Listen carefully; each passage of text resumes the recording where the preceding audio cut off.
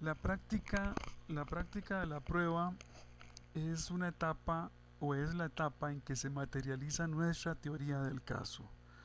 Es el clímax de nuestra teoría del caso porque eh, va a permitir fundamentar esa teoría.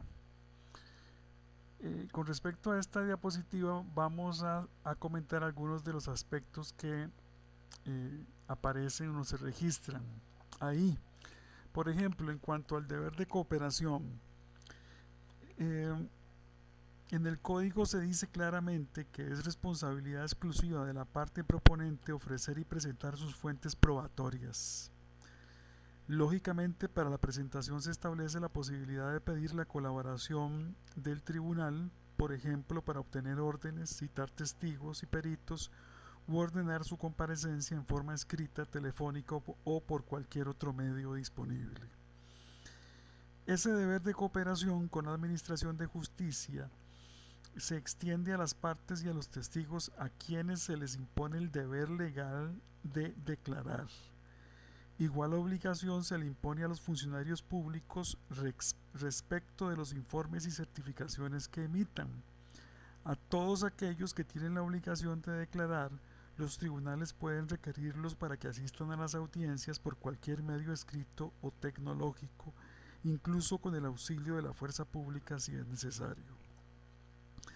Si quien no comparece es una parte, salvo casos excepcionales que no deben descartarse, no parece que sea procedente traerlo por la fuerza, pues respecto de las partes existen consecuencias procesales por inasistencia.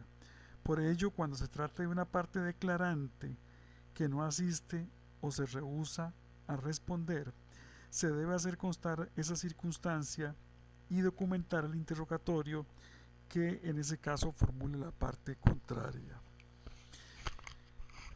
Con respecto al, al tema de la concentración y a los principios de concentración e inmediación, es muy importante tenerlos en consideración porque son el cumplimiento de estos principios sirven o incumplimientos sirven como antecedentes para presentar un posible recurso de casación. El respeto a estos principios. En cuanto al orden de la práctica de la prueba, eh, es muy interesante lo que nos dice en su curso don Jorge Alberto López González. Dice, el motivo por el que se establece ese orden no es antojadizo, el orden de la práctica de la prueba, ni es una ocurrencia del legislador procesal. La experiencia enseña que la primera actividad que debe realizarse es el reconocimiento judicial para que el tribunal tenga claras las verdaderas dimensiones del conflicto. Seguidamente, la declaración de las partes permitiría al tribunal tener la versión real de los hechos controvertidos, lo que podría motivar a que se renuncie prueba admitida. Por ejemplo, cuando se dé la confesión, la declaración de los peritos en tercer lugar antes de los testigos tiene como finalidad que se ilustre al tribunal sobre lo que es objeto de discordia. Los testigos de último, porque es una prueba que podría quedar controvertida con toda la practicada con anterioridad. Por ejemplo, cuando un testigo refiere a un hecho totalmente increíble, atendiendo a lo que se desprende del reconocimiento de la declaración de las partes y del informe pericial. Pero lo fundamental es tener claro que el orden no es una camisa de fuerza que atente contra la flexibilidad procedimental que contiene esta normativa. Respecto a la forma del interrogatorio, eh, en realidad eso constituye toda una técnica, toda una temática. Basta recordar que las preguntas deben ser claras y precisas, que no se referirán a más de un hecho, no incluirán valoraciones ni calificaciones excepto la de peritos y testigos técnicos.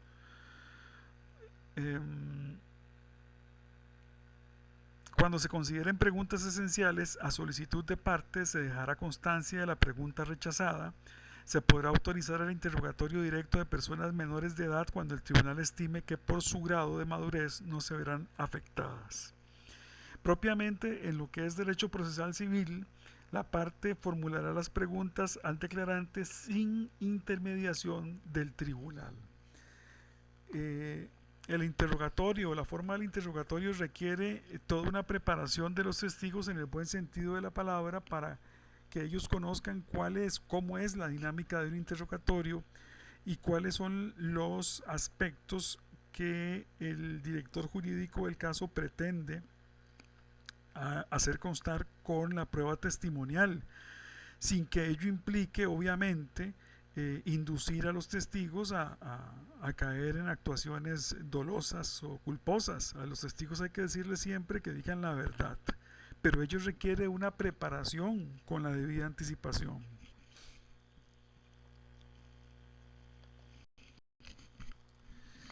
También va a ser muy importante considerar el tema de las declaraciones, de la necesidad de declaraciones domiciliarias debido a situaciones de enfermedad por parte de los testigos, a la incorporación de prueba documental que ya exista en procedimientos administrativos, al nombramiento de intérpretes o traductores cuando ello lo amerite.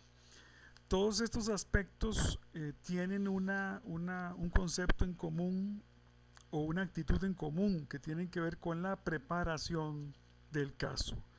El litigante tiene que preparar el caso, incluyendo lo que es toda la dinámica de la práctica de la prueba con las prevenciones que hay que tomar para poder llevarla a cabo sin ningún problema.